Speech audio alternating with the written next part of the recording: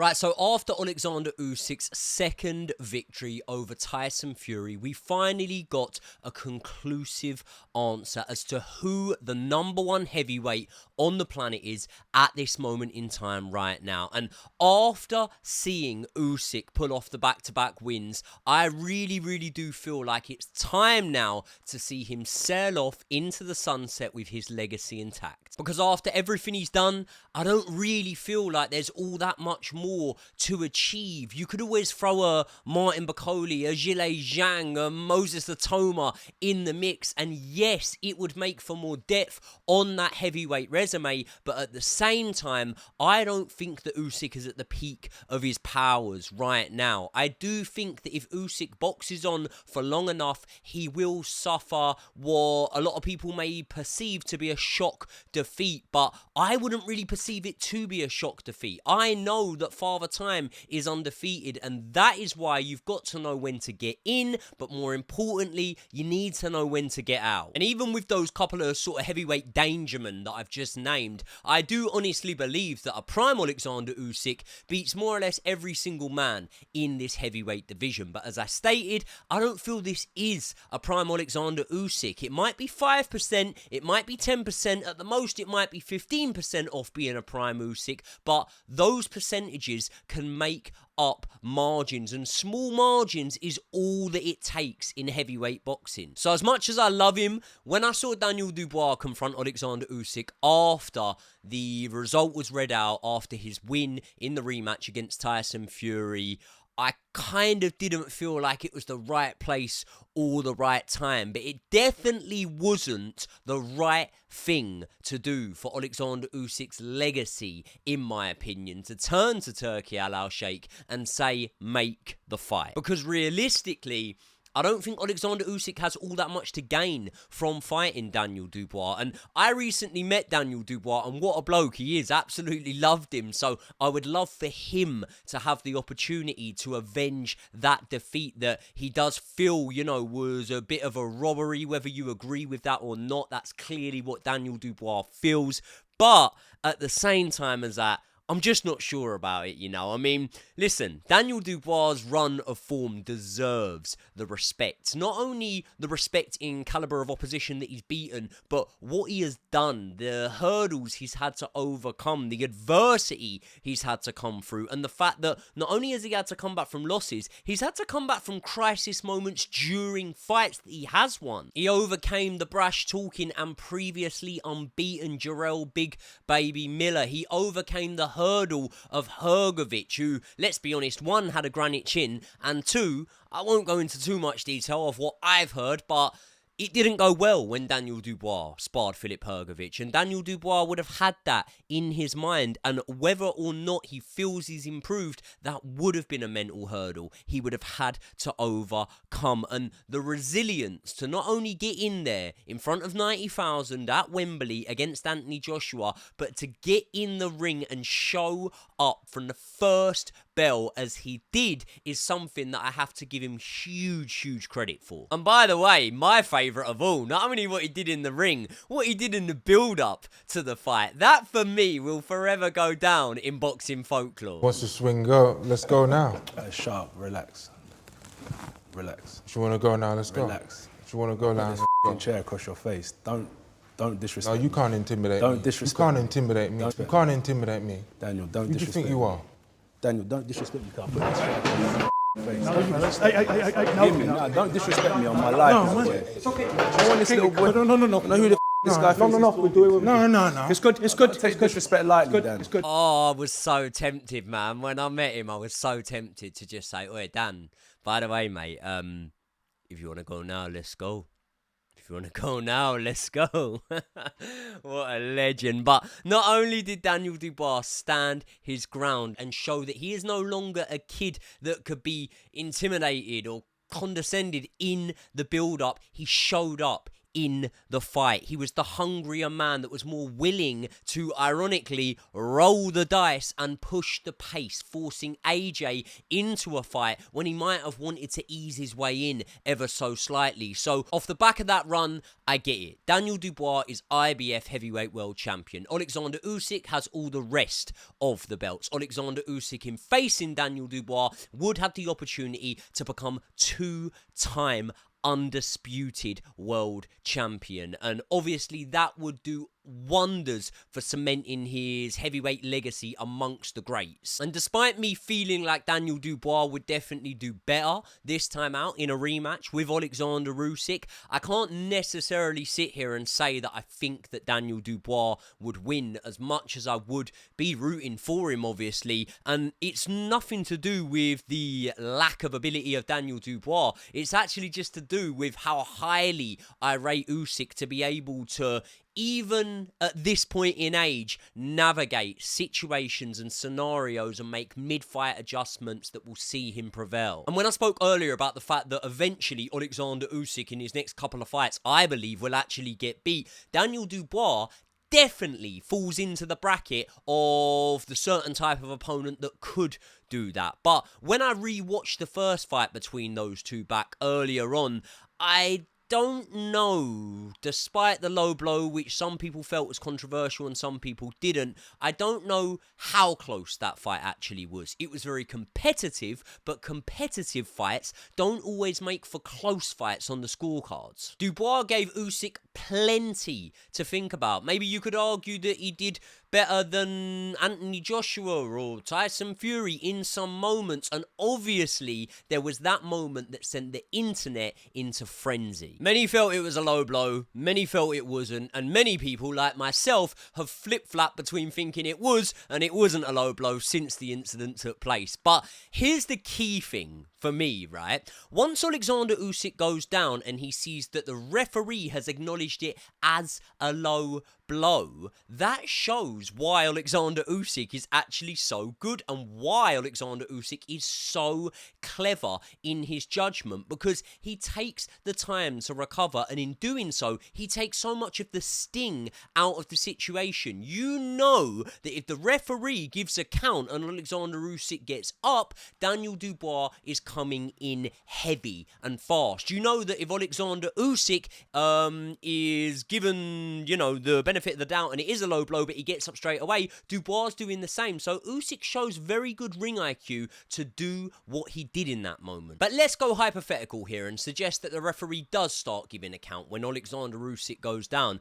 How do we know, and why are we assuming that Oleksandr Usyk, one, doesn't beat the count, and two, doesn't just get up and use his footwork that he's very, very crafty with to be able to maneuver his way around the ring, get away from Daniel Dubois, recompose himself, and then come on strong as we saw him do in the fight? For me, that's a very distinct possibility if that hypothetical scenario was to play out. So I give Daniel Dubois just as good a chance as I gave Anthony Joshua and Tyson Fury going into their rematches with Oleksandr Usyk. Possibly better than I gave Anthony Joshua going into his rematch with Oleksandr Usyk. But I would still make Oleksandr Usyk a favourite in that one. And that leads me to conclude that this whole rematch situation has a huge plot hole, doesn't it? Maybe not even a plot hole, maybe more of an elephant in the room that needs addressing. And that elephant goes by the name of Joseph Parker. And maybe a couple of years ago, we wouldn't be describing Joseph Parker as an elephant. But if we're going on runs of form, right? So we take the likes of Anthony Joshua and Tyson Fury out, who are coming off losses. If we're going on runs of form in today's heavyweight division, if Oleksandr Usyk takes the gold, Daniel Dubois takes the silver, and Joseph Parker, in my opinion, takes the bronze. After an early rise to become world champion, which saw Parker take on a young Andy Ruiz Jr. for the vacant WBO heavyweight world title during Tyson Fury's absence from the ring after the Klitschko fight, Joseph Parker looks to have a huge career ahead of him. Although his title run itself would stretch only a couple of defenses, including a defense which some people felt was a little bit controversial over Tyson Fury's cousin, Hughie Fury. I mean, the footwork, how light he glided round that ring, hitting him with jabs at will, touching him, explosive with it. It was like shades of Ali, the way he was moving. Why can't that be appreciated? What the hell is going on? Again, another little boxing folklore moment for you there. Either way, not long after that, Joseph Parker stepped up with the ambition to unify the heavyweight world titles when he took on Anthony Joshua. But after a 12-round, scrappy, not really pleasing on the eye in my opinion, fight, Joseph Parker was defeated by Anthony Joshua. I'll tell you what though, looking back on it now, that win has actually aged really well for Anthony Joshua. It will probably go down alongside the Klitschko win as one of the best wins of Anthony Joshua's career, really, if we're being honest. But Anthony Joshua moved on, Joseph Parker had to rebuild, and he decided to stay with long-term trainer Kevin Barry as part of that rebuilding process. And Parker showed just how game he was, because within 4 months of that Anthony Joshua fight, he squared off with 23-1 Dillian Whyte at the O2 Arena in a huge heavyweight showdown. And this was almost a prime version of Dillian Whyte, by the way, coming off the back of a 7-fight win streak in which he had a Fight of the Year contender with Derek Chisora, and he knocked out former world champion Lucas Brown. Parker was hurt early on from a head clash, dropped from a left hook that would have kept most heavyweights down in my opinion, but he did rally back and even had Whyte himself in a major crisis towards the end of the fight, but seemingly ended up running out of time. And it must have been a really frustrating period for fans of Joseph Parker, and for Parker himself obviously, because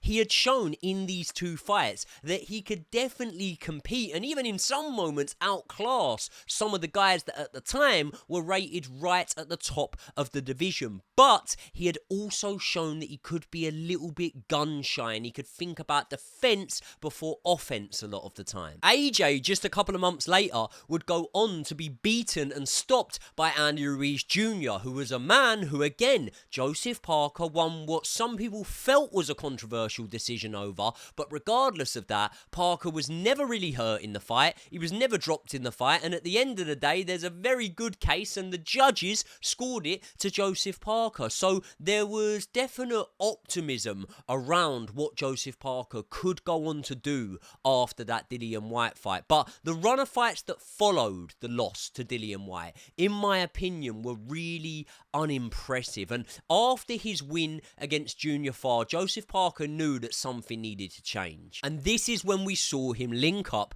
with former world champion Andy Lee, a man that, in coaching terms, was a little bit inexperienced at the time, but I can vouch for is vastly experienced beyond his years. I was lucky enough to meet and actually have a chat with Andy Lee out in Saudi Arabia, man, and it was a surreal moment. Like, I watched all of his career, I've read his book, and I can't even really read, to be honest, and if there's one man who really is the epitome of the phrase rolling the dice, it is Andy Lee. And that daring nature of Andy Lee may have been what influenced Joseph Parker to jump straight in at the deep end, taking on Derek Chisora. Now, before you say it, I know you might say, well, not really the deep end. Del Boy had, 10 losses on his record by that point, but he was also coming off the back of giving Usyk a entertaining and competitive fight at heavyweight. And since then, he's gone on to beat the likes of Kubrat Pulev and Joe Joyce. So it was still very much a decent level, Derek Chisora, is what I'm trying to say. Now, this fight had a horror start for Joseph Parker after we saw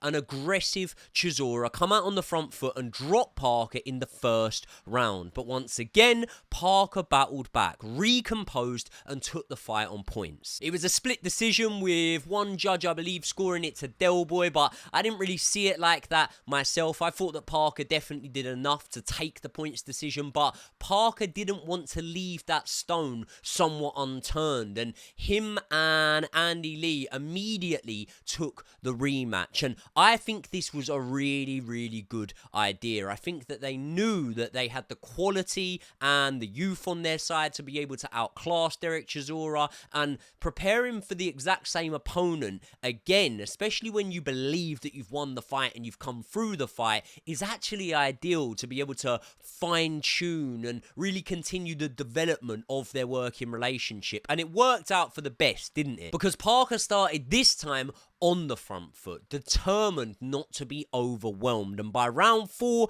he had Chisora in big trouble, with the ref giving a standing count. He then drops Chisora with a right uppercut in round 7, and once again, when the Londoner was saved by the ropes and given a count in round 8. Either way, Joseph Parker showed in this rematch that not only was he improved, he was also able to ride the storm against a big, tough heavyweight who was definitely not going to take the loss lying down. Next up was 14-0 Joe Joyce. And believe me, Joe Joyce at this time was the heavyweight bogeyman. He was 2022's version of Martin Bakole. In fact, he was actually probably more legit than Martin Bakole because he hadn't had that one loss on his record that Bakole had. And although being just 14-0 at the time and Parker having probably about twice as many fights off the top of my head, he was actually more experienced than Joseph Parker overall, beginning his boxing career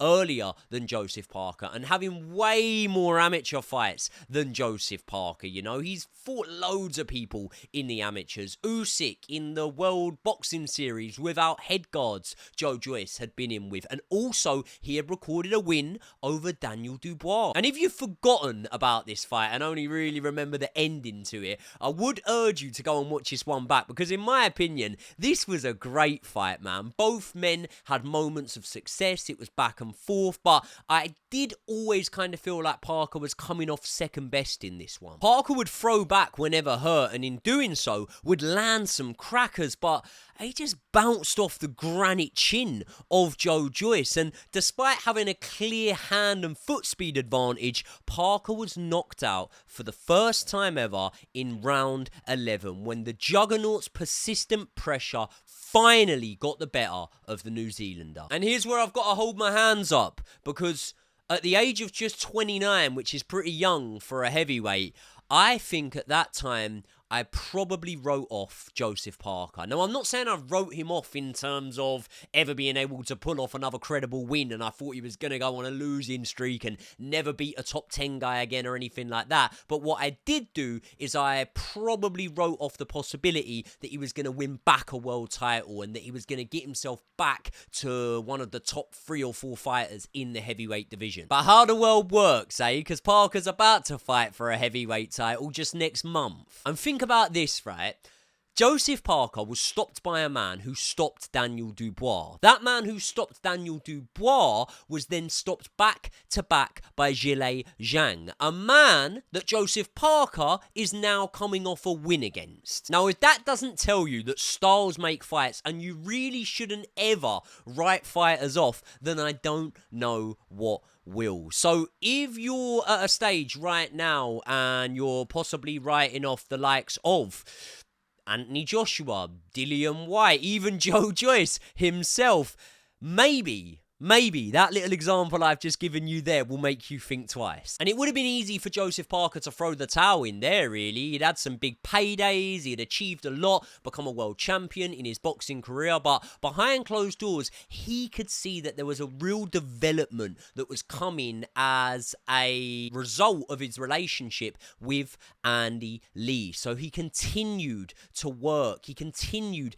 to keep pushing forward, and he went on a 5-fight winning streak that included upset wins at the time over the likes of Deontay Wilder and then Zhilei Zhang. The Zhang win was really, really impressive in my opinion, because when you saw how Joe Joyce was able to cut off the ring against Parker, walk him down, walk through his best shots and be able to hit Parker with his best shots that Parker ultimately succumbed to, you kind of felt like Zhilei Zhang could do a similar thing. But Parker showed his progression, he showed he had learned from that, and he was able to not only outpoint Zhilei Zhang, he did so after getting off of the canvas twice, which showed a huge set of bollocks. So with all that being said, I would say that this version of Joseph Parker right now, I think 5 years younger than current undisputed, in my opinion, champion Oleksandr Usyk, is probably in the form of his life. And it really does beg the question, are we completely overlooking Joseph Parker here? He's shown a great chin and great powers of recovery, and the link up with Andy Lee, as I've said, is really, really getting the best out of him. But the trainer can only prepare you for the fight. And if we saw a gun-shy version of Joseph Parker, or maybe a version of Joseph Parker that fails to win the jab exchange with Daniel Dubois, then you would make Daniel Dubois a fairly sizable favourite maybe in this one. But I'm not sure it's that straightforward, and that just simply happens, and therefore I'm also not sure that Joseph Parker's an underdog in this fight. I will obviously make an official fight prediction as this fight draws closer. I really hope to be out there for it, but at the moment I do see this one as a 50-50 fight. As it draws closer and I'm out there and I see both men, I'll be able to smell something in the air almost, and I would definitely lean towards one man. But as for the moment, I'm pretty neutral here. I've stated a couple of times that once Oleksandr Usyk goes, I think we're going to enter a heavyweight era where the belts do swap hands a lot more consistently than they have in the eras gone by. And part of that could be due to the quality of the heavyweights. But actually, I would say on the other hand, it's more so just that we're going to get the fights and we're going to get them on a more regular basis thanks to His Excellency Turki Al-Sheikh coming into boxing and really, really injecting the heavyweight division with exactly what it needed. And listen, I've also been warned by Daniel Dubois that he does actually watch some of my videos, so I am definitely not gonna go against my old friend Dynamite in this one. But yeah, it's just hard to pick someone. I mean, when you look at Daniel Dubois, not only is he probably entering his physical peak, he's really, really maturing mentally, I would say. I don't think he shies away from the media and the build-up and things like that as much as he used to. And honestly, in real life, he's a class fella. It was so good to meet him and speak to him and whatnot. But funnily enough, literally just after meeting him, myself and Brian, we're walking along and we bumped into Joseph Parker. And obviously he knows Brian. I don't really think he knew who I was, but he knows Brian. He's having a chat with Brian and whatnot. And we walked away, right? And me and Brian, True Geordie, for those of you who don't know, the first thing we said to each other was, he looks fucking massive, Joseph Parker, doesn't he? Like, and when I say massive, right, listen, he's put on some timber, but I'm not on about, I don't know, Tyson Fury timber when he blows up out of camp. I'm on about solid timber. So with that in mind, and with the fact that Andy Lee obviously favours that Kronk style, and he was a knockout artist himself in his fights, maybe you are going to see Joseph Parker come in there and throw it all down on the line from the opening bell in this one. And if he does that, then maybe it works. But then again, maybe he walks onto one, and that is the beauty of heavyweight boxing. This is the beauty of what we have got to look forward to. I absolutely cannot wait for this one. But just to top it off, to give credit to not only His Excellency Turki Al-Sheikh, but Daniel Dubois, because many fighters behind the scenes have been offered big fights since Riyadh season came into boxing and turned them down. And what you've got to think about is this, right? If you compare Daniel Dubois' start to life as IBF Heavyweight World Champion, it's so impressive. And then you got to look at the fights before it when he was fighting Usyk and whatnot. But when you look at it, right, Daniel Dubois unofficially won the title against Turgovic, yeah? He then goes on to defend against Anthony Joshua at Wembley Stadium, and now he's fighting Joseph Parker, okay? So, I mean, when AJ became IBF World Champion, it sounds like I'm throwing shade on AJ here. I'm really not. I really do not mean to do that at all. But when AJ did it, he won it off Charles Martin. I'm pretty sure he then defended against Dominic Brazil. And then it was Eric Molina. Do you know what I mean? So it really does show the difference in quality of what we're getting now. And I am so grateful for that. The good times in boxing are back, ladies and gentlemen, and we have got Riyadh season to thank for that. Obviously, you will catch all of these fights on DAZN. I have got my personalised DAZN link in the description, which will get you a discount, so sign up through that link if you're going to. And if you haven't already, please subscribe to the channel. I'm working really hard to get these sort of videos banged out for you guys. I will see you all in the next one.